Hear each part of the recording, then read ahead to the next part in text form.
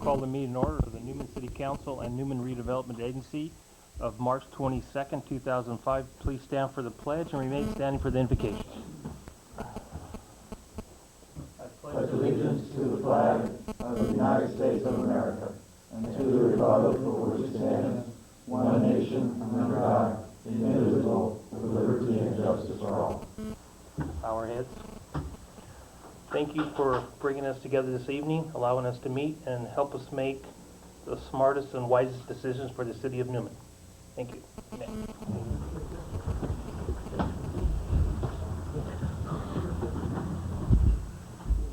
Okay, roll call, please.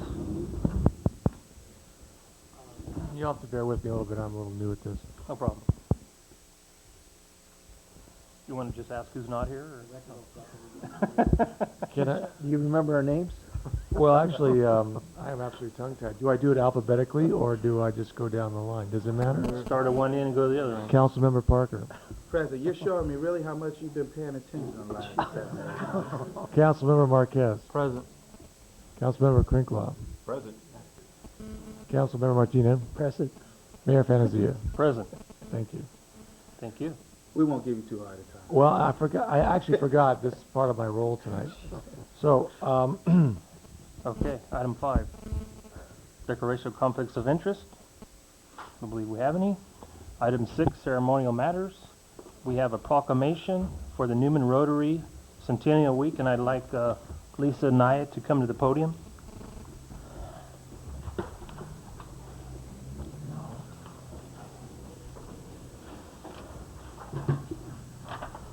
Lisa is the president of the Rotary this year, and we'd like to congratulate her and the group for all the good things they do for the community, and we really appreciate all you do. Therefore, I, John Fantasia, Mayor of the City of Newman, do hereby proclaim the week of February 23rd, March 2nd, 2005 as Newman Rotary Centennial Week, and encourage all citizens to join us in recognizing the members of our Newman Rotary Club and Rotary International for 100 years of service to improve human conditions locally and worldwide.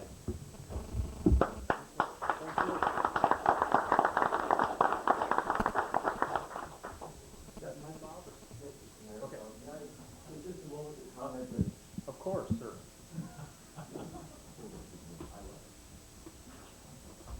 This is the 100th anniversary of the birthday of Rotary. Exactly 100 years ago tomorrow night, 5 men met in Chicago to start this group. There were 4 of them. They were businessmen. They were concerned about each other's businesses, and they wanted to rotate each week to a different office. And you know the rest. Rotary has been in here since 1948. We have something called Group Study Exchange, where 5 of our people, a Rotarian and 4 individuals, will be going to Romania, and 5 Rotarians and people from Romania will be coming here. Well, a year or so ago, we had 5 wonderful people from Brazil, including Jose Maria de Sousa. He's Portuguese. He sent me a beautiful banner, his Rotary International banner, and he said to John Fantasia and his wife, Zeka, they appreciate getting to know you. Thank you. Congratulations. And be sure to get tomorrow's copy of the Tuesday Review if you didn't get it today. It's free. Tony and Susan Mattis have given us tremendous help in creating a 2-page spread on This is Rotary in Gustine and Newman. It's been a labor of love for me for the past 6 weeks, and it's come to fruition. It is in the Tuesday Review, and it will be in the paper on Thursday, both Gustine and Newman. And they have spent tremendous time and finances to help make this possible. And then might I comment that we have a tremendous Rotarian named Chief Mike Brady. And Mike is always there to help us in so many different ways. On my spaghetti feeds, I mean, he and I worked together, and we've raised maybe on the last 3 feeds $9,000. And he has been a past president. He was named our Rotarian of the Year. And Mike, would you step forward for just a minute? I have a surprise for you.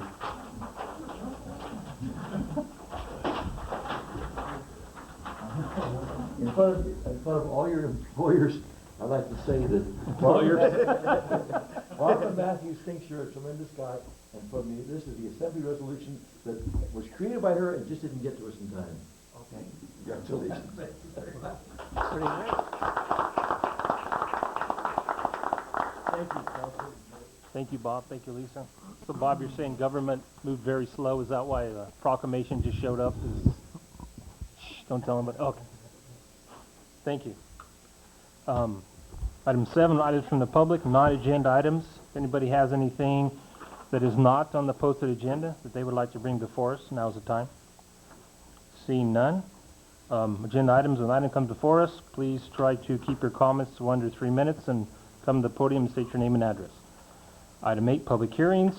Item 8, adopt resolution number 2004, next to number. A resolution declaring the existence of a public nuisance under ordinance number 281 of the City of Newman, abatement of mistletoe.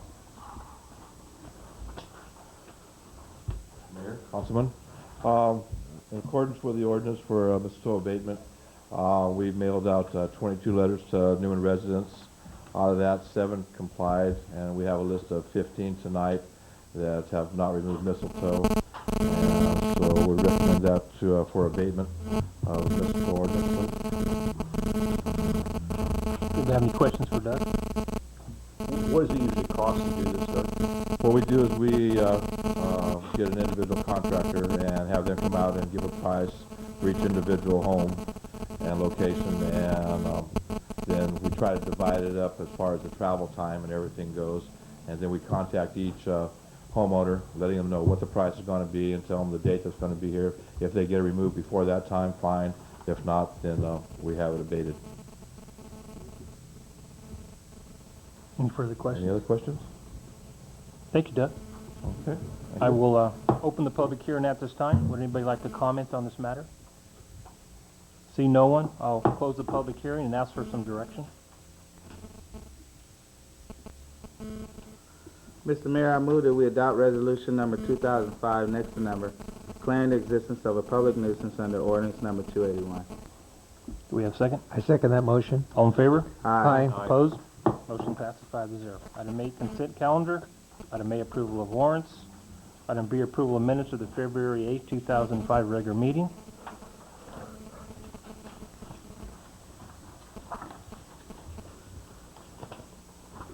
Is there anything that needs to be pulled? If not, can we have some direction?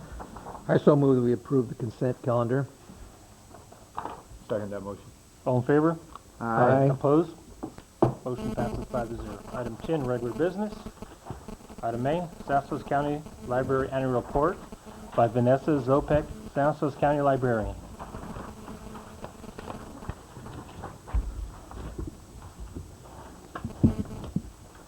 Well, good evening, Mayor and council members. I'm Vanessa Zopek. I'm County Librarian.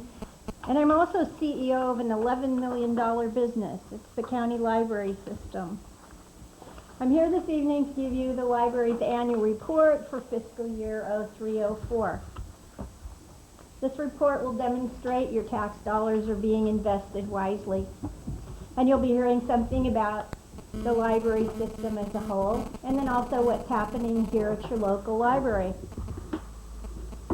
Well, there are 3 basic things I'd like you to know about the library.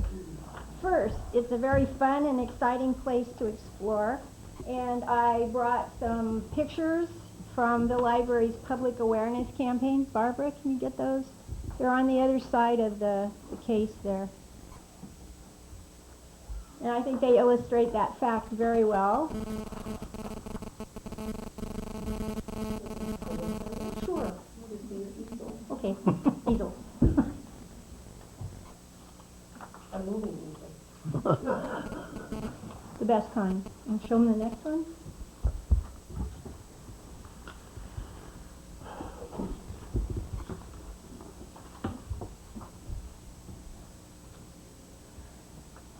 And the library is also an excellent economic resource. It's an anchor in your community.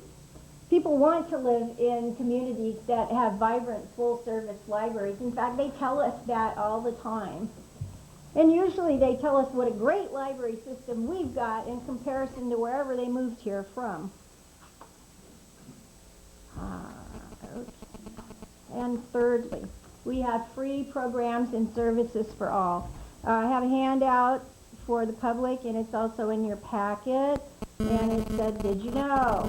And it has a list of library services on it, and also addresses and phone numbers of all of our branches. Well, we serve all kinds of people, old and young, of all races and faiths, and from all walks of life.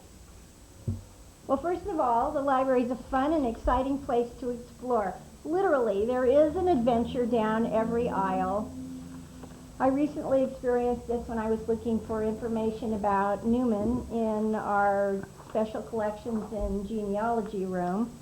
And you probably are aware of this, but I was amazed to find out that in 1904, the McDonald brothers established the Newman Light and Power Company.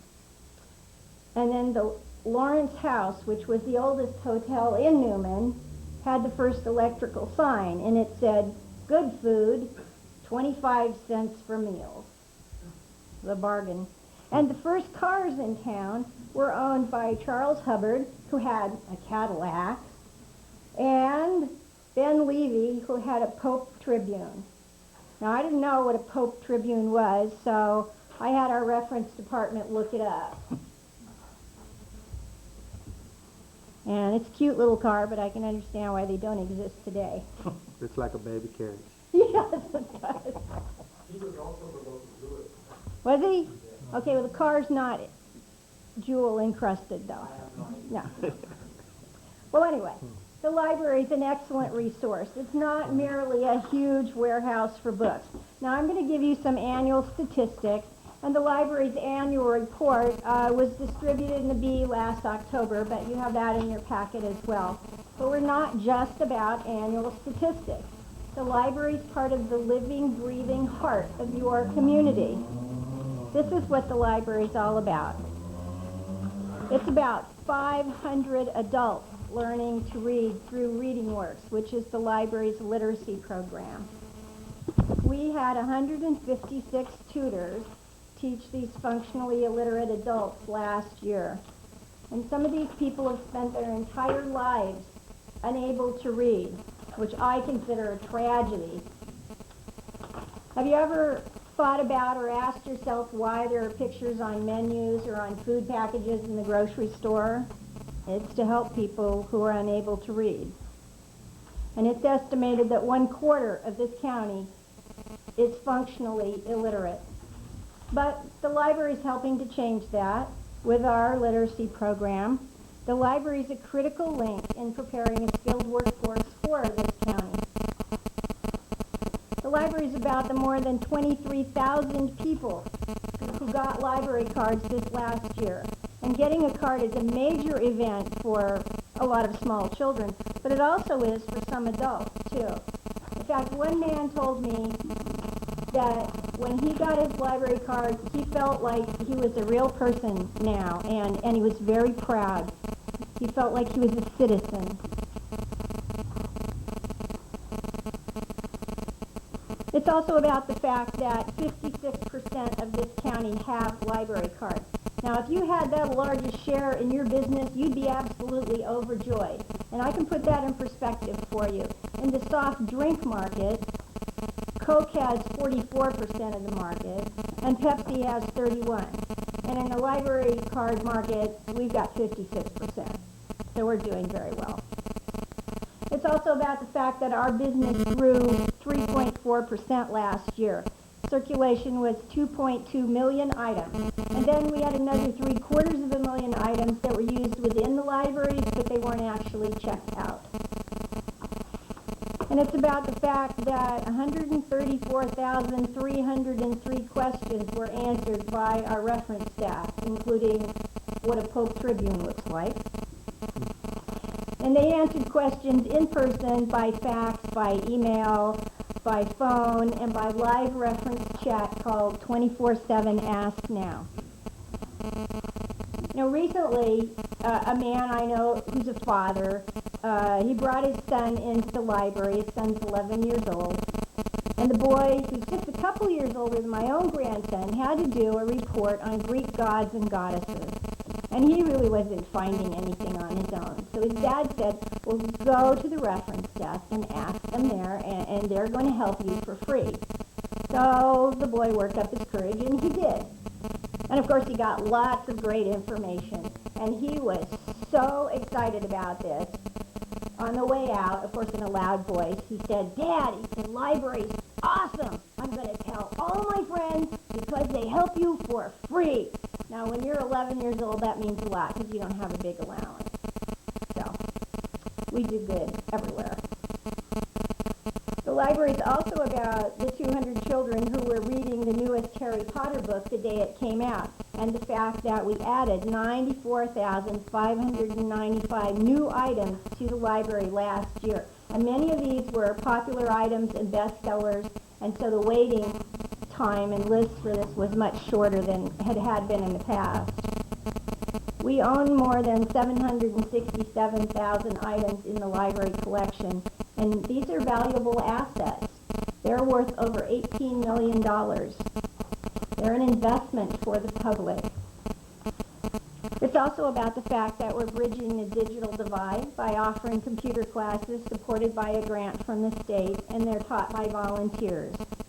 There were approximately 224,700 computer sessions last year where people were learning about the internet. And they also learned about technology through our Web Wednesday classes, which we co-sponsored with the Bee. It's about the fact that the library is a lifeline to the world for our homebound residents. We had 35 home delivery service volunteers who made 1,441 visits to facilities and made 803 visits to private homes. These are the people who can't get out of their home and they need someone to come and deliver the library to them. And that's what our volunteers do. It's also about the fact that parents and grandparents are making special memories with their children when they attended 1,720 special library programs and events, including story times. And countywide, 57,548 people attended these free programs. And it's about the fact that people find out what an excellent resource the library is through word of mouth. And we track how people hear about the library, and most of the time it is by word of mouth. Last year, library staff made 178 community presentations, and we talked to over 10,000 people. Well, I'd like to give you some statistics now about your local library here in Newman. The circulation was 35,477. And Barbara's like, yeah, I know that. And circulation per borrower was 6.4 items. 5,586 residents have library cards. That's 67% of the population, so you're doing much better than the countywide average. There were 15 programs presented at the library. They were attended by 202 children and their families. And then 492 children made 46 class visits to the library from their school. And Barbara made one school visit, and there she talked to 15 children. Then 688 children attended 37 preschool story times at the library. And there were 4,487 computer sessions. As of the end of last fiscal year, there were 17,743 items in the collection, and they're valued at almost $4 million, a goodly amount. And you also have a Friends of the Library group who are recruiting new members, and their president, Paula Matthews, is with us tonight.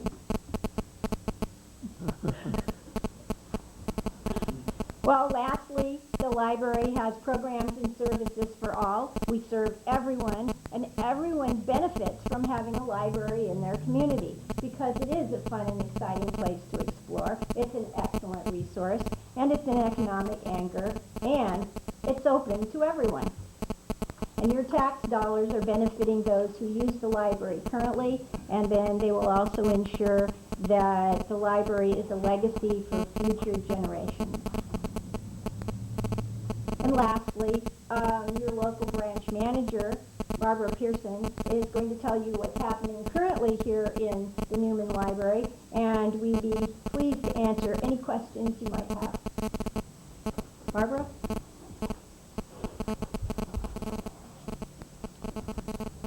Good evening. At the Newman Library, right now, tonight, Tom Duarte is doing an astronomy stargazing class. Starts at 7 o'clock, the second and fourth Tuesdays of the month until daylight savings time starts. Children's story time starts again March 2nd, Wednesday at 10 a.m. And AARP is doing tax preparation for low-income and senior citizens on Wednesdays from 1 until 4 until April 13th. And that's it. Thank you. Thank you. Thank you, Bart. Thank you, Vanessa. Thank you too, Paula. Everybody should be proud in Newman. We have a very fine library. Item B, adopt resolution number 2005, next to number, accepting the general purpose financial statement, single audit report, and Transportation Development Act funds audit for the fiscal year ending June 30th, 2004.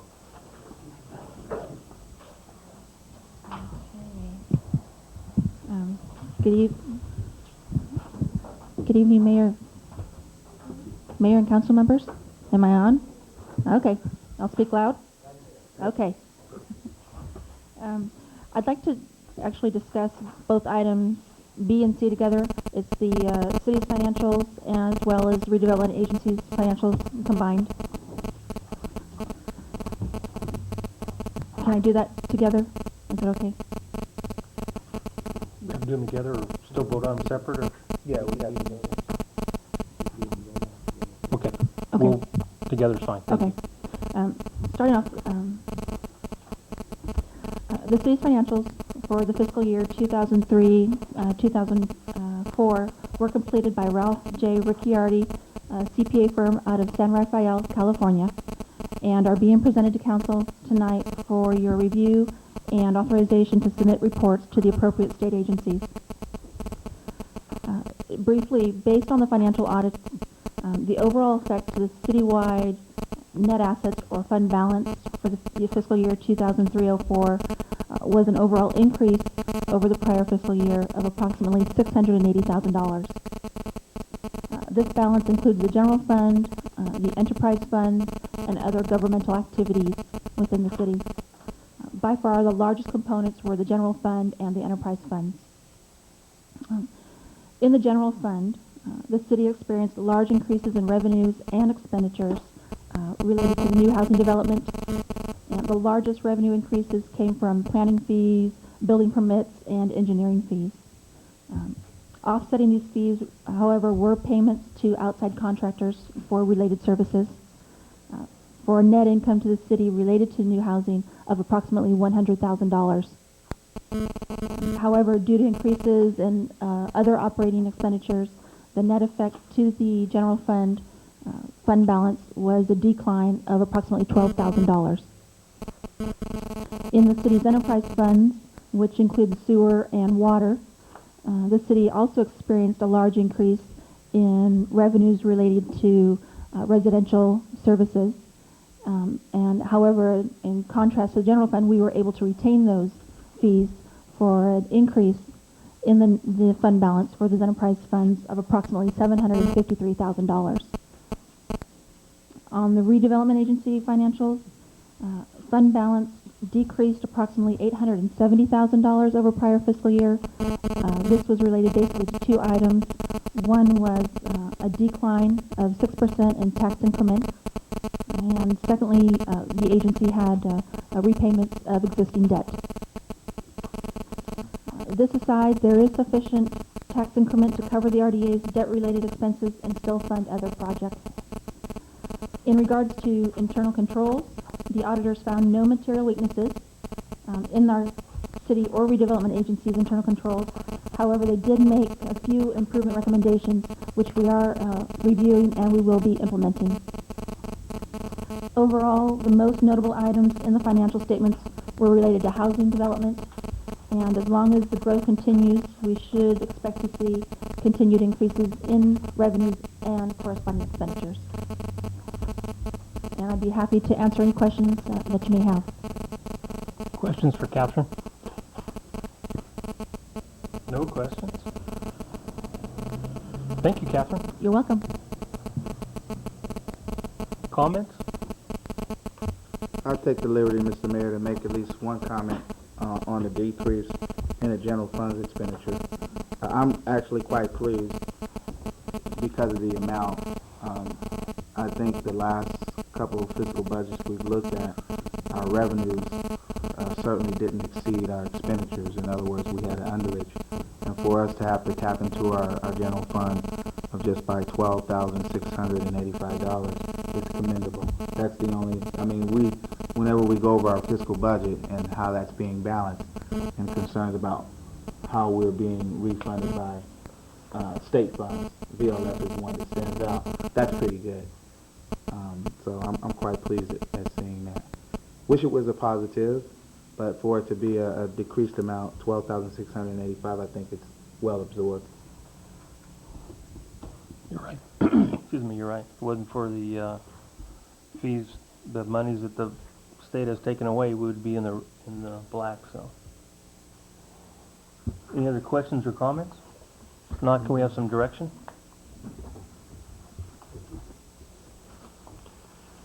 I move we adopt resolution number 2005 next to number accepting the general purpose financial statement, single audit report, and Transportation Development Act funds audit for the fiscal year ending 30 June 2004, as well as adopting resolution redevelopment agency resolution number 2005 next to number resolution accepting the Newman redevelopment agency's audit for the fiscal year ending 30 June 2004 and accepting the annual state controller's report.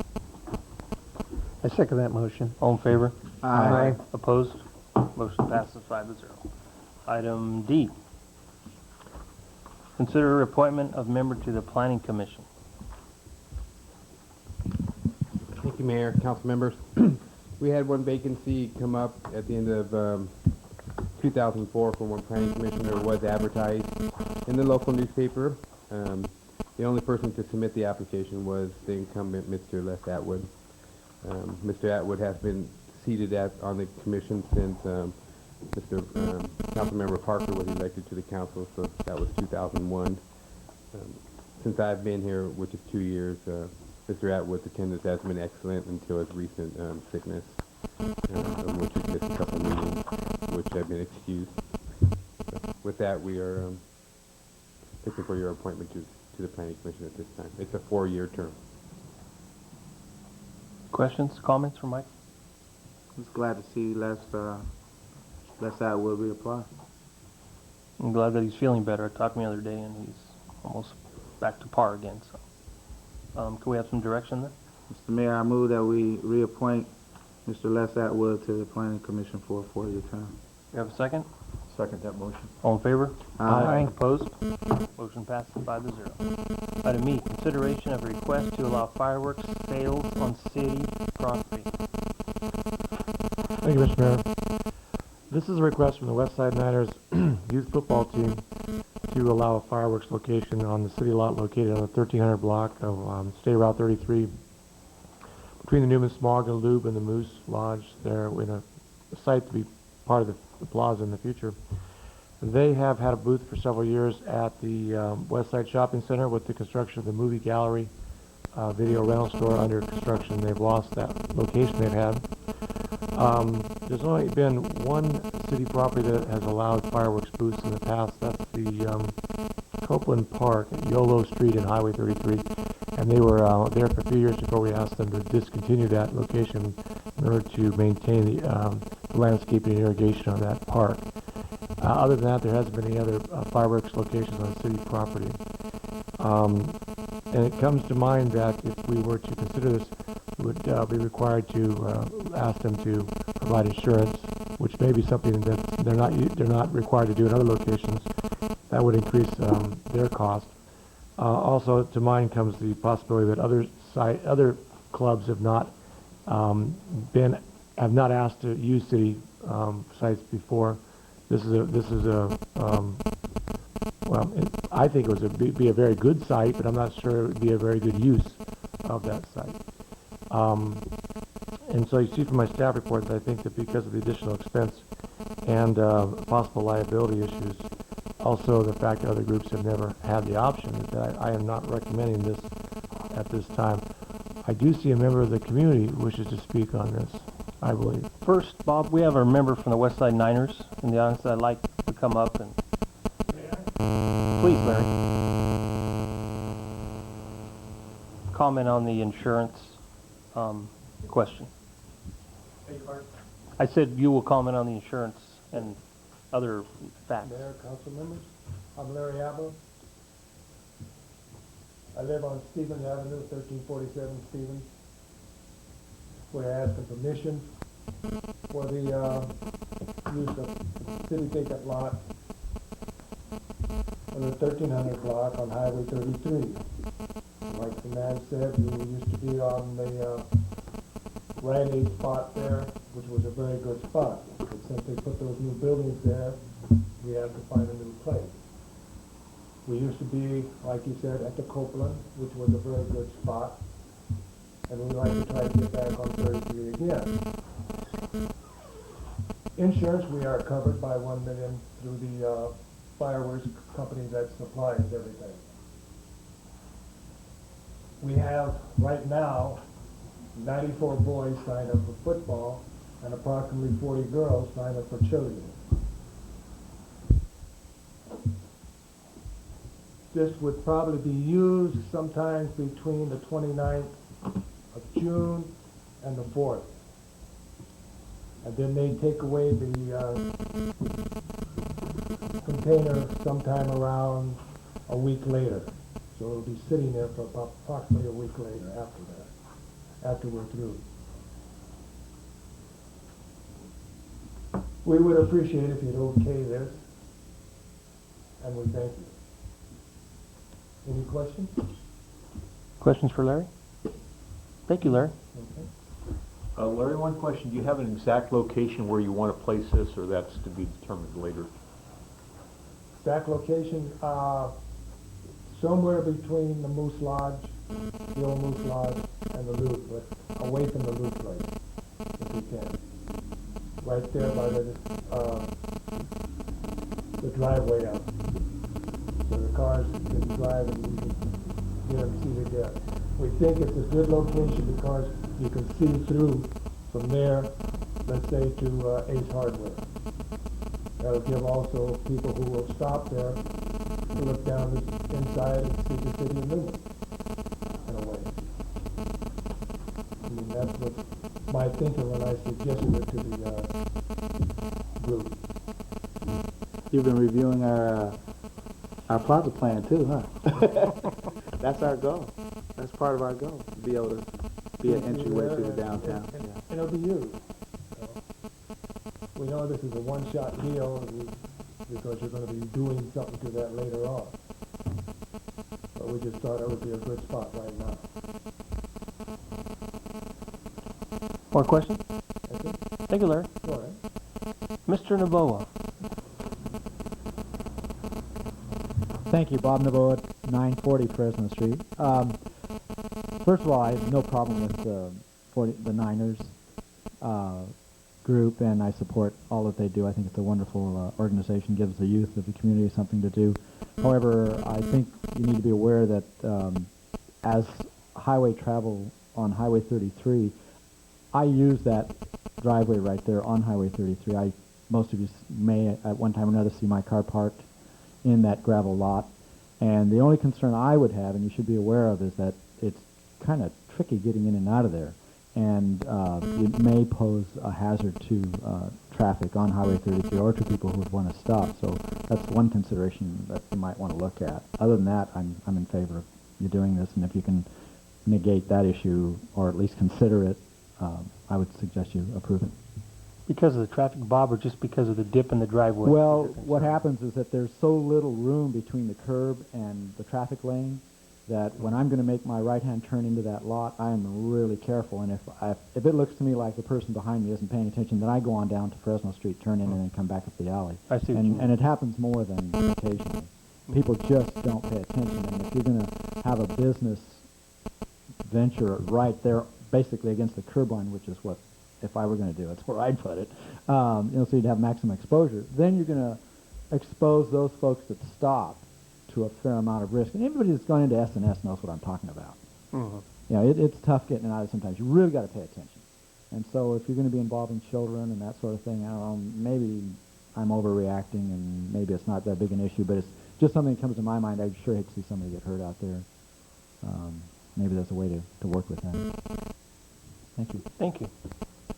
Any other comments? Yeah, I'll take a couple of comments. Mr. Abley, you want to address us some more? Yeah.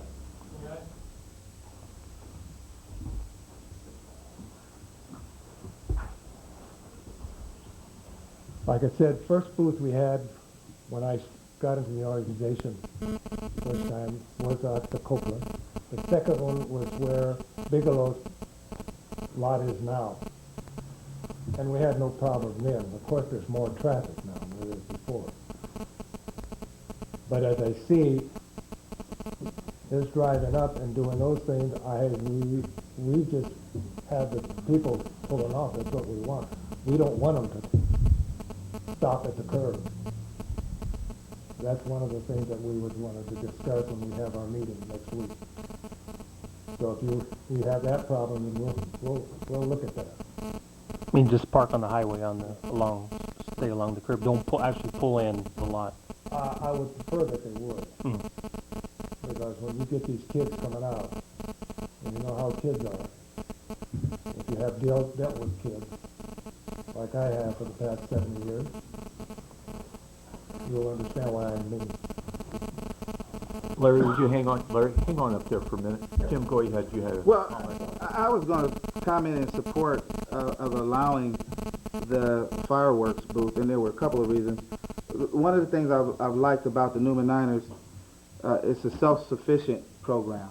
It's one of our youth programs that pretty much it funds itself. I only recall one time it coming before the city where we helped or assisted purchasing some lights.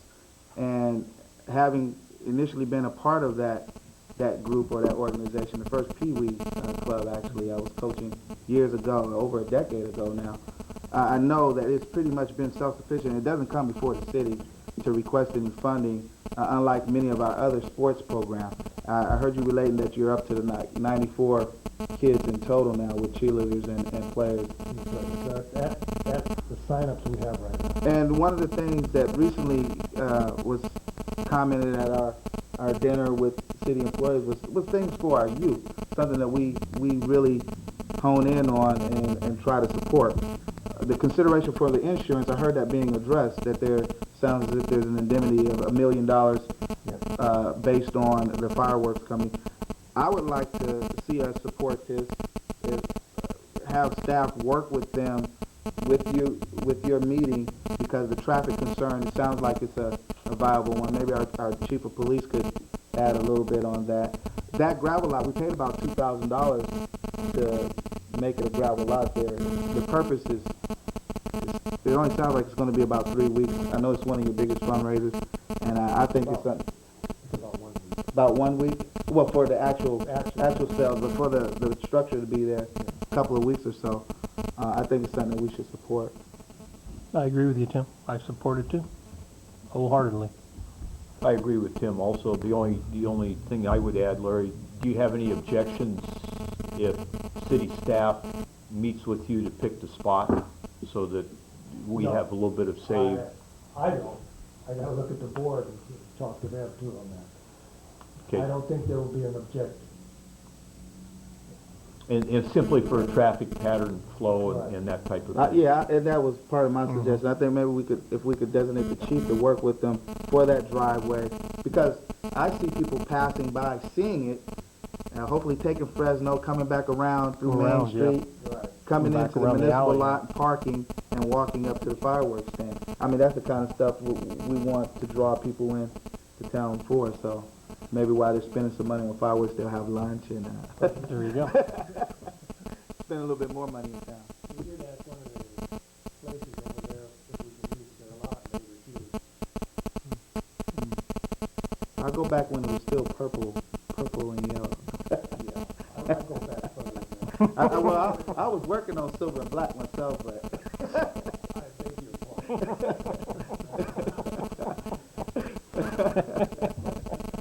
Thank you, Larry. Thank you, Larry. I figured I'd get a rise with that one. Charles, Bob, what do you think? No, I have no objections. I think that anything we can do for the youth in this town, we should help out as much as possible. It seems like we can't help more than we should, but we do everything we can. I think this is something that we can do. I agree. Yeah. Okay. With that, I do was we have just a gonna motion? say, yeah, I Go agree. ahead, I mean, like Tim was saying, the West Side Niners group, we don't hardly ever hear from them coming back here. They are pretty much self-sufficient, and I think that's a good thing. Is that a motion then? I'd make the motion that we allow the fireworks sales on the city property as requested by the West Side Niners Youth Football. Second it. All in favor? Aye. Opposed? Motion passes 5-0. Thank you. Item F, request for an extra budgetary appropriation for Parks and Recreation funding. Thank you, Mr. Mayor, council members.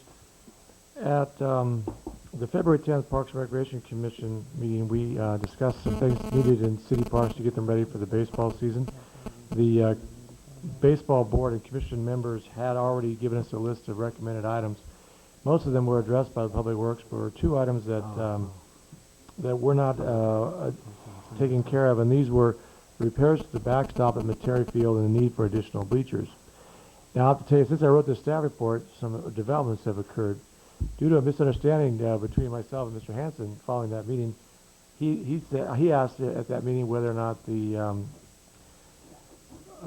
West Side Bullets could conceivably repair that backstop, and I thought theoretically yes, and I think he let it. He got the message that to go ahead and do it, and this last weekend they did. They went out and repaired that backstop at Materi Field.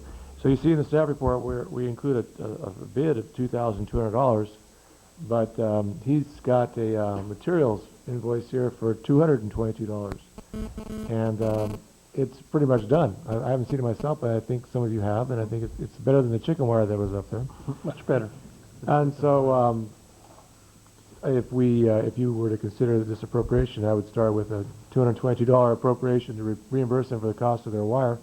If that is acceptable, and I think from the staff's seen, it's a far greater improvement than what was there, and it should be serviceable and work fine. In fact, they've improved it so that the foul balls drop on the umpire instead of on the side, so they drop back inside the backstop where they're supposed to if they go up on top of that. And members of the baseball board were helping Mr. Hansen do that work this weekend. So I got lots of calls on that from people, but I think all in all, it was a, though unintended, it was a great result. So also I think that Terry has distributed pictures of what these bleachers look like to council members. And this is I believe this is a section, this is what would cost after the concrete pad and the freight is paid for, about $7,134. It would seat approximately 50 people safely and meeting all the latest legal standards for safety. So that's there would be two of those to fill in the existing two at Barrington Park, so that both sides, the visiting team and the home team, would each have a bleacher, and this would be in both fields. So it would be a total of 4. We would be purchasing an additional 2. And so if you would take out the appropriation request for the backstop repair and including the bleachers, that the appropriation request now is $7,356.08, which would include a reimbursing the West Side Bullets for their cost of materials for what they did at Materi Field. And there are plenty of people in the audience who could speak to this, but my side of this is done, so I've taken the questions. Are these going to be bolted down permanently? Yes. There would be a concrete pad, and there would be fasteners in bolted the down. pad. Yeah, I agree. I think that's what we were talking about, right? For safety's sake. I know in some cases the movable bleachers are more practical because the high school can take them and such.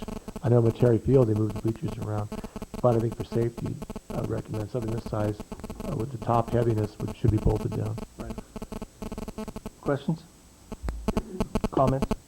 Isn't that great? I mean, we go from $2,200 to $222 because of public participation, because of volunteerism, and that's the kind of stuff we like to see work because it makes it more cost efficient for us. I mean, we don't even have to think about it.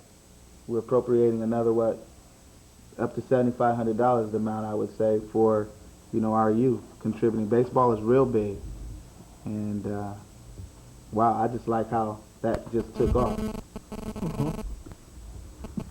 I agree. Mike? I've got a comment that I talked to John earlier today. I'd like to find out the legality of community, whether it's a baseball team or Rotary Club, building the bleachers. And John said he was going to check into that. The Rotary Club in the past, I know, has always looked for projects to do. This would be a very beneficial project for them, a simple project, and if we donated the materials, it would save us a lot of money. We've seen that. That's what he just articulated. Yeah. That's right. And these, I hate to seem cheap, but man, that's a lot of money for that bleachers field. to be used wrong in such a business short here amount to of build time. bleachers. And you look at Materi Field, and Materi Field was built by the Lions Club, and they're wooden bleachers. They're very nice bleachers.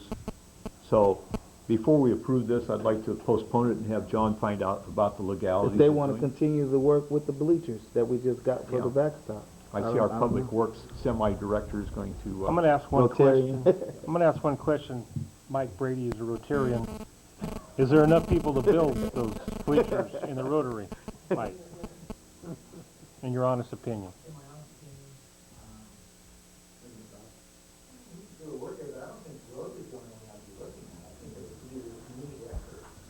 I agree with you, Bob. Well, that came in. Well, that came in with the. There's now. We had to have all our playground equipment assessed because there's now requirements ADA and also. Well, Tom, you could probably address this better than I could. Yeah. That's a state Senate bill, just so everybody knows. Senate Bill 50.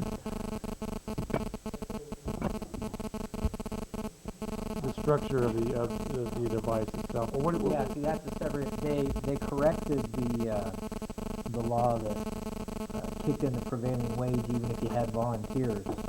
They did away with that. There's still an issue on any contribution of public funds, so the materials conceivably. What is the threshold on that? It used to be at $5,000. I believe it's been lowered to $1,000, is it? No, that's for prevailing wage. Okay, Yeah. so that's $1,000 for prevailing wage right. jobs. Versus the 5,000. Which means if we have any work done for project. $1,000, we have to pay prevailing wage, even though they don't pay union wages to the laborers. Correct. It just profits the companies. This law is ridiculous. Anyway, good way.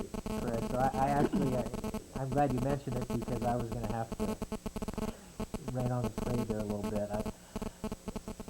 But let's go ahead and run through that and make sure it'll work. It will or won't work. Tom, if I understand what you said if the city gets involved in donating the material or supplying the material, but if the city makes a donation to the Rotary Club, and the Rotary Club buys the material, does that in turn... I'm afraid that's going to be... You can do that. You can't. That's what I want to try and check. I'm afraid it's going to be the same problem. But the Rotary Club could build it without the problems. Right. Is there a dollar amount on this limit? Is there a minimum threshold? So did this obtain the... This is that issue where even if we just waive the small fee for somebody, the analysis, the SB 50 requirements still... Did we break the law by giving $222 to Westside Bullets? No comment? Yeah. Okay, no I'll comment. do a memo on that one. Wait till we cut the check, then you can give us the memo. Doug? I would like to comment on as far as having volunteers make something as far as bleachers. We have to put up with certifications and regulations as far as all the equipment of playgrounds. and things go as far as children putting their heads in between certain areas or certain requirements as far as it goes. I mean, it's when we get the bleachers, they're certified saying that they meet all the requirements. To having individuals build this, you're talking about, you got a little spot where a kid can scrape his arm, cut his arm. You're looking at lawsuits, and when these things are brought in, I mean, they're certified that they are public safety, and they meet all requirements. And I would really hesitate as far as asking volunteers to come in and do something like that when you're going to leave yourself wide open for a lawsuit nowadays. And as far as the price of what the gentleman did for the backstop, what we got a bid on was to put chain link up and to have it reinforced with other supports, which was not done. What they did an excellent job. I thought it came out fine, but it was not the same material that we were going to have installed, so you can't compare apples to apples here. What they did was fine to get the job done, quick and easy, but it wasn't the same to what the other people were bidding on. Right. So in other words, Doug, what you're telling me is the community could not participate in doing any community activities where they build anything. Nowadays, actually, it's just true, Mike. I mean, because what we have to go through, we have to have all our playground equipment certified. RMA comes out and checks. They got these little blocks and everything where kids' heads a certain size, and if it fits through there, then we got to do something with it. The laws and regulations on it are really strict nowadays. Welcome to government, huh? Plus that, and we have 1 month till baseball starts, so I don't know how fast we could build a set No, it'd of be nice. bleachers. It'd be great to have the volunteers and have it done. I mean, you'd be saving the city a lot of money, but then you're also leaving yourself wide open for a lawsuit. Mr. Hallinan said those magic words, SB 50. That's just the one we're able to quote tonight. Coming from Doug's perspective, there's probably certainly a number of others. If you weren't aware, if you are using your windshield wipers now and you don't have your headlights on, that's a new vehicle code statute. Yeah. We have a stack of papers of just parks for park equipment of the stuff we have to inspect on a weekly basis, on a monthly basis, and these reports and what that comes from the government is pretty thick and heavy. That's why we want a sense of community. Thank you. Here, here. Thank you, Doug. That's why, nothing personal to Tom here, but I think I was reading the paper this morning that they barred the 200,000th lawyer in the state. So Oh, you saw that? Yeah. No offense, Tom.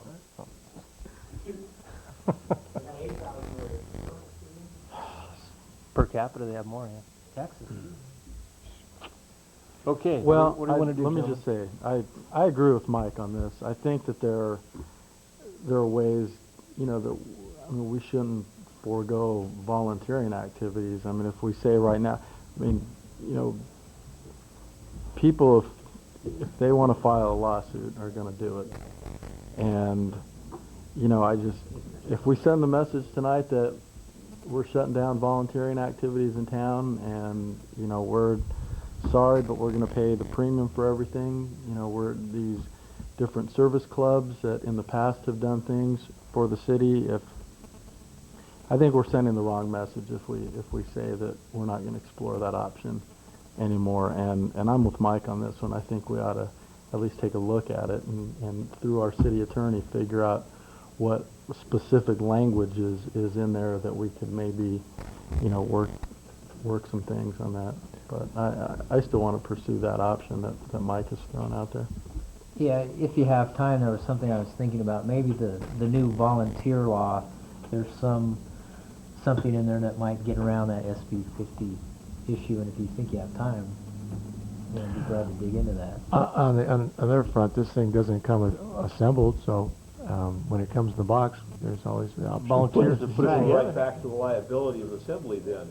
Oh, I don't know about that. Building it. I don't know about that. If Yeah. We don't put the right bolt in, tighten it to the... well, I mean, if you're perfect working form. under the supervision of Dr. Doug, I think maybe that'll work. I think what it comes down to, I attended the last rec commission meeting as our city manager did, and they would like to see these bought. And I would, since we have 1 month left, I would like, for now, we'll purchase these, and we'll have time for next year. I mean, there's other spots that need bleachers also, but this is a dire, I mean, there's kids and parents all scrammed out all over the lawns and getting hit by baseballs because they're not sitting in the right spots. I think you really need these now, and for the future, we can look into building some or building even a bigger set, you know, than this, some real nice sets. That's my opinion for the time being. Where do we get the bleachers for the fall festival? That's another whole story that I can't comment on. Christine. I'll tell you. No, it's not Gustine, I guarantee you that. Bob, what do you think? Well, I think we definitely need the bleachers, and I think that John said it so well that we need to provide a place for people that are at these functions to be able to sit and be in a certain area rather than be all over the place and maybe get hit accidentally by a ground ball or something like that. So I would be in favor of purchasing the two that we're requesting. I think it's important, if I might comment just a little further on Go ahead, Tim. what my two colleagues stated in terms of volunteerism. This is not to deter whatsoever any other projects or anything else that comes before where it requires a volunteering effort. I think the considerations that we heard are enough. We get bogged down with so much regulation that we do have to take precautionary measures in what we're doing. The time precedent is what I see, because the charge would have to be led, Mike, certainly, to organize a group and say, can we move forward to build the bleachers? And then we're looking at a time frame of about a month. Baseball season is upon us. So given the time parameters, I think it would be prudent if we go ahead and up to the $7,500 amount move on this particular action, particularly since it came before our Park and Rec Commission, and they're recommending it, and we know that this is coming to fruition. But I don't want to take away from what Charles has said and what you said in terms of volunteerism. We don't want to deter that at all, and we really know we have a lot of room for that, not with just this one project, but with a lot of things that are coming before us as a city. So I don't want to detract for that, but I think we should move on this. Tim, if that's a motion, I'll second it. So move. All in favor? Aye. Opposed? Motion passes 5-0. But I would also like to have John continue looking into that. Absolutely. And, See what our avenues Find out the are. laws Yeah. and the plan, you know, get some plans for some and see if we do have support from the community and other organizations. Will you lead that, Mike, the building of it, or? He'll bring a hammer, huh? Simple question. You could build those bleachers in 2 days. Okay, Mike. Is that You're, your question? you're in charge then, all right. Thank you. Item G, support for school district grant for school resource officer. Good evening, Mayor and City Council. Currently, the Newman Crows Landing School District has been working on a grant to try and reinstitute our school resource officer. As you know, we had one about 3 years ago. Our funding that we had dried up. We retained it for about 1 year, and currently we do not have that. What we're looking at is this is a competitive grant. They actually go, it gets submitted by March 1st, so they're on a really short timeline. It's for 3 years of funding. There is a match. We'd be doing about like a 25%, so we're looking at going for over $300,000 worth of funding. But what we're looking at is there is a match portion of this. The portion that we'd be asking for the city would be $12,500, which is very reasonable in trying to get an officer for. The school district would also be responsible for that same amount over this 3-year period of time. The reason we're bringing it up to you now is if we do a letter of support and they are successful in getting this grant, then we would have to come up with this money. So we're looking at this is some money that would have to be set aside for that, only under the circumstances that they were successful in getting this grant. If they are not, then those funds would go back into whatever uses the council deems necessary. So, You have that set aside for the 0506 budget. yes, that's one of the things we would be setting aside money for that. Right, It's not looking currently for the set next aside. fiscal year. Right. So this wouldn't start technically till the next We would school be year? looking, yes, it would be. We'd be looking at knowing that if we were successful in this grant by May, and then getting somebody in place for August, For the for the beginning of the school. beginning of the next school year. Yes. So when they're applying for this grant, when? It has to be submitted by March 1st. It's coming up about a week from now. We've been working with them. We've been working with them, but it's still not coming down to the point now where either we have the support of the council. We're not going to commit to $12,500 without council's. So this thing has to approval. be in by 1 March. Right. But you're saying we actually knew about it this whole time? This isn't one of those things where, we're a week before 1 March and we're getting this $12,500 proposal. But is this something that we're... Well, actually, we're not asking for any funding at this time because this would be included in the budget. Right. They just need a letter of support. And since it is a competitive grant, it's far from guaranteed. That's correct. They just asked for us to kick in half of their half, which is that quarter of the cost. I think it's a great opportunity to add an additional officer, and it would be at the high school where I think most 90% of the time, just like we had before. yeah Right. most of I'm these aware of most that. high schools have school Right. resource officers. Yeah, I'm aware of what went on with this resource officer, and that's fine.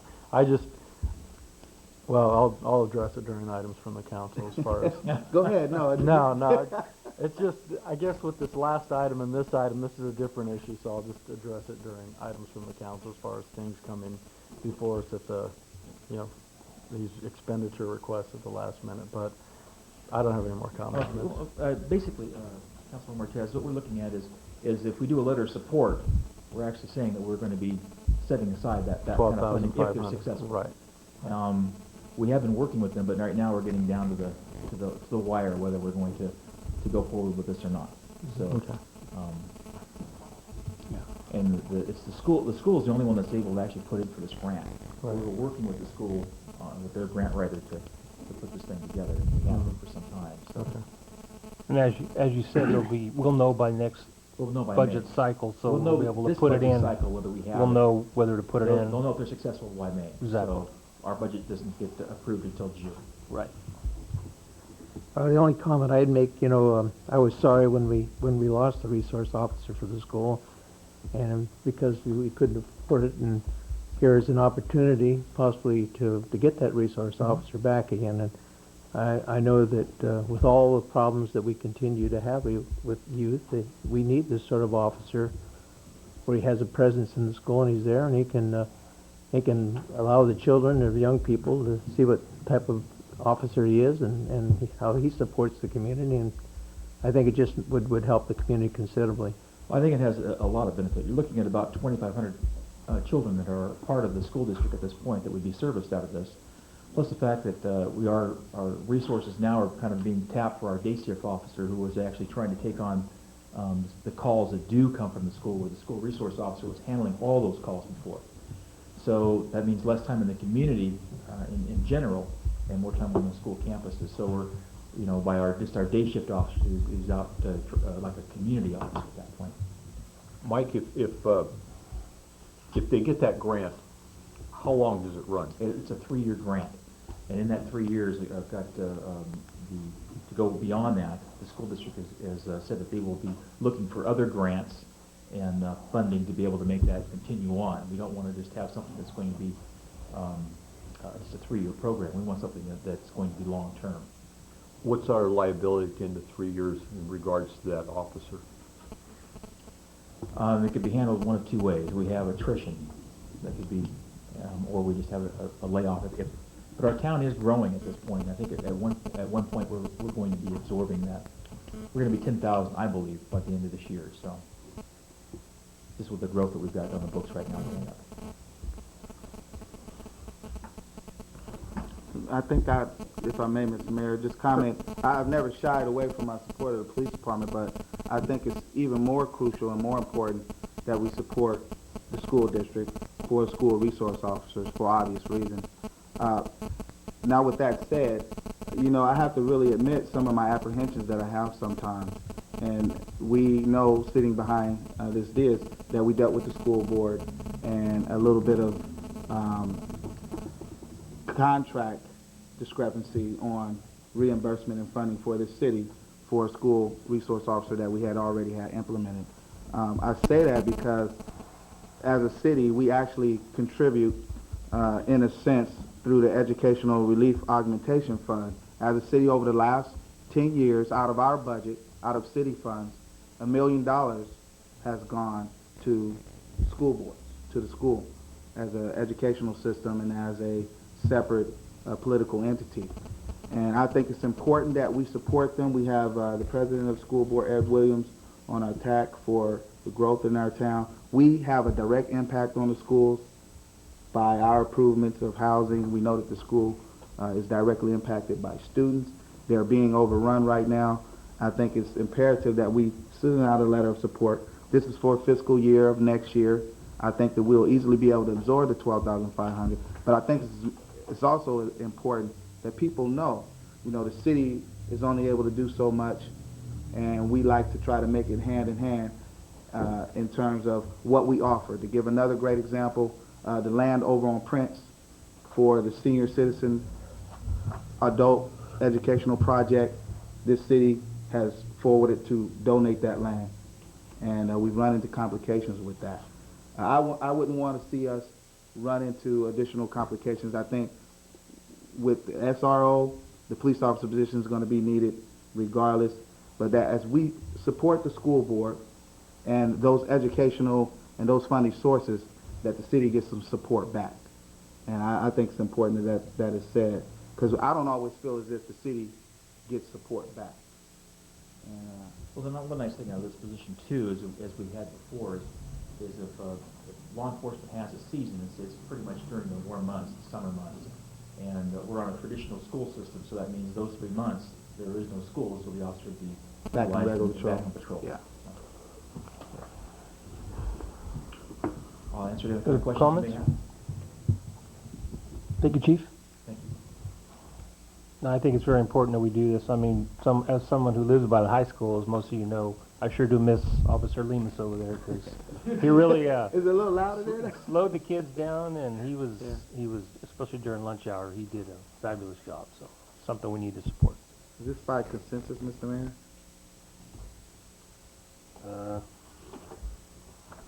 Just Do says we need support letter. Do we have consensus to send this letter? I agree. I agree. Okay, thank you.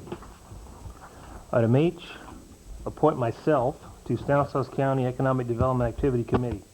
This is a technicality. I serve on the Mayor Selection Committee through the county, and we just need a letter stating that this is one of the little subcommittees. I've been on there 2 years, and we've never met on this particular committee, but it's just a technicality that the Board of Supervisors needs. The clerk has to record this, so this is just a technicality deal. One of my other many meetings and duties that I attend. So we need a motion for this. I so move that we appoint Mayor Fantasia to Stanislaus County Economic Development Activity Committee. Second. All in favor? Aye. Opposed? Thank you so much. Item 11.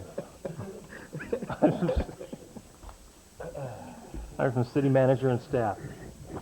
I emailed you all a sample of this notice we're going to be sending to Ranchwood area residents. There was a $25,000 donation made by Ranchwood Homes for recreational equipment for the park that they've constructed over there. And so we are asking that the 100 and so people who live around that park to come to the Parks and Recreation Commission meeting on, we're not asking all 100 of them to come, but those who have an opinion on what should be purchased with this $25,000 and put in that park are invited to come to the March 10th Parks and Recreation Commission meeting right here in this room at 7 p.m. So we're going to be sending this out next couple of days, and that's going to be on that agenda. I don't have anything else. Does staff have anything?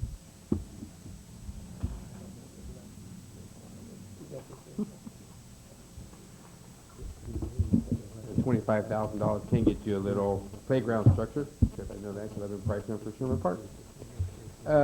The intersection is complete.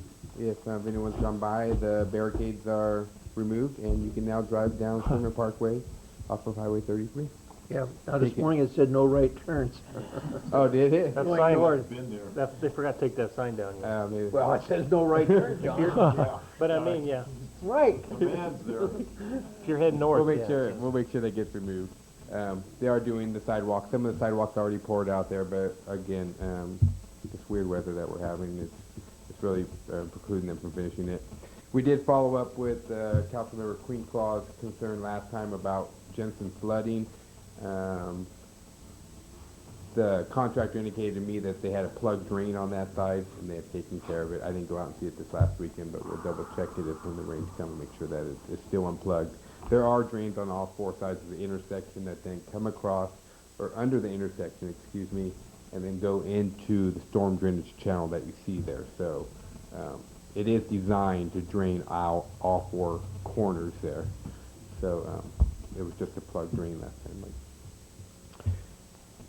Last Thursday, which was the 17th, the General Plan Interview Committee, for which Mayor Francia and Councilmember Parker sit, we did interview another General Plan consulting firm. I think all members were very impressed. We expressed some of the concerns and problems that we had to him and asked him for feedback on how he thought it could be changed and how we could regain the confidence of the community. And I thought his responses were very strong. We also contacted the City of Tracy, Mr. Bill Dean there, who's the Community Development Director, and they are more than pleased with their work there. So we hope to be coming to the council in early March with the recommendation to now hire this new firm to proceed forward with that. And we've already kind of given them some background information, so it doesn't look like we're going to lose too much time on this. It looks like we can pick up again. They've also talked about how to structure the process again, which was something Quad North didn't have, but we've talked to the interview committee and the General Plan Advisory Committee or Steering Committee will be meeting this Thursday at 6 p.m. here in the council chambers. It's a public meeting in case anybody wants to attend. They will be electing a chairperson, but we'll also be talking about the process and what's going to be going forward with that as well. So, with that, I can answer any questions that any council member may have. Mike, I had one question on a new intersection. Is there lighting in that area? Lights? Lights, like to light up the intersection, or Yeah. traffic lights? Just, no, not traffic lights, just lights. I don't even know. I'll have to double check. I don't think there is, and I think that's a real concern. Okay. It's a real safety concern. Yeah. I would be surprised if Caltrans didn't put it in there, but I'll double check Yeah, on that. it's pretty dark, and I mean. Okay. I'll check on that and get back to you at the next meeting, Councilman. Other questions for Michael? Thank you, Michael. Chief? Just have one thing. A while back, we adopted our emergency plan, and the binder that we have was like a 4-inch door stop for it. It's a big old 4-inch binder. And Bob Martina gave me the idea too that we got this supplied to us on CD-ROM. He was doing the same thing on his computer, and so I thought it might be good for council, instead of giving you a big thick binder with this, that you'd be able to utilize this on your computer if you so desire to be able to. This is great. To review. So it's a lot thinner than those big binders that we pass out. And if you have any kind of questions, I'm more than happy to answer those. But I just thought I'd provide those to you if you had an interest. Thank you. Thank you, Chief. Other staff? I just want to thank the mayor and the city council for your approval of the mid-year budget appropriations. The finance department, this last week, we've been able to implement the upgrading of our finance software, which has allowed us to purchase a receipt printer, which has addressed some of those internal controls that the auditors had indicated, and also it's providing a security to our utility customers, knowing that their cash payments immediately going into our system and being credited to their account, just in case they lose their receipt. They know that they're not going to have to come back and make a duplicate payment. And by the end of this week, we should have the new computers purchased as well. So, and that's all that I have tonight. Thank you, Catherine. Okay, item 12, items from city council members. Tim? Nothing this evening, Mr. Mayor, thank you. Charles? Yeah, just one thing, and I kind of alluded to it on one of these items. If we can, just for future reference, and just pertaining to item F a little bit, if for future reference, when we know certain sports are coming up, or not even just sports, but just in general, if we could be a little bit more proactive when items come before us, because I know on that specific item, it sounded to me that the council was more than willing to look at a volunteering opportunity that would save us significant amounts of money. The only reason being, and myself included, why I voted for it was we didn't want to have this huge gaggle over at Barrington Park where there are no bleachers. But I think that, you know, looking at it, we could have saved significant amounts of money, and I just think we need to really be conscious of that when there's expenditures coming before us. I personally, and I know I'm sure the rest of us don't like to vote on things at the 11th hour, and you know, we pretty much feel that we have to because they need it, and that's, I just would like to see us become a little bit more proactive on financial related matters, so we could have a little bit more time to look at other avenues on that. Well, in defense of staff, that this is a response to a proactive effort that was made by asking the baseball board what they thought they needed for the upcoming baseball season. Right. And that's where this initiated. They thought they needed new bleachers. Okay. And then, you know, the rest of it is this is a wonderful town for the community effort, and I think that we just may be hamstrung. We just need to start that process maybe a little bit sooner. I'm not disagreeing with you on anything of what you just said, and I don't think any of us are, but I think maybe we need to start that process a little bit sooner and ask. And again, let me just not sit here and single out recreation, park and recreation activities. I'm just saying just in general, if we could maybe start that process a little bit sooner. That way we have a little bit more time. If it's possible to explore other avenues that might save the city money, you know, certainly I was pleased to see that revenue-wise we were doing better than normal, but, you know, that may not always be the case. And I just think that we need to, maybe we have been proactive, maybe we need to be a little bit more proactive when it comes to expenditure requests. That's it. Thank you, Charles. Bob? I have nothing here. Mike? Of course I have something. I knew you would. Tonight's a special night for me, and this has nothing to do with city business. This is personal. 19 years ago today, Catherine and I were married, and I'd just like to tell her happy anniversary and that I still love her. Thank you. All right.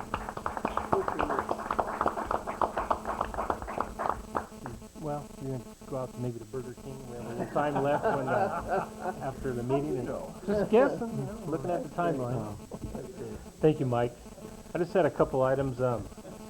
Just so happens to be that League of California Cities hosting their quarterly dinner in Ripon, and it's March the 10th on a Thursday night. So I was seeing who wanted to go, who could go. I will be going. I'll get with you. We have to have this in by next week, so we need a head count right now. Mike, no? Bob? Thursday? Thursday, March 10th, Ripon Community Center. Yeah, I'll go. Tim? I'll be absent both the 9th and the 10th. Okay, we'll RSVP for 3, and unless any staff wants to go. It's also, they're going to have a speaker from the Housing and Land Use Policy Committee from the League, so Michael would like to go, or John will... Is this the meeting where the spouses are? They're always in... Yeah, they could go anytime. Yeah. Yeah. So we'll get together and RSVP for that.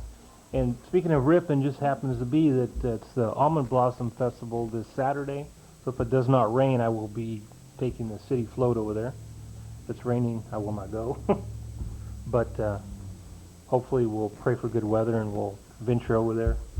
I already checked out the back road route to Ripon with a float, so I got it all keyed in. So I don't want to take it down 99, you know. And that's all I had this evening. And we will adjourn the closed session of public employee discipline dismissal release GC 54957. Thank you very much. That's good, Mike. That was a class act. I like that.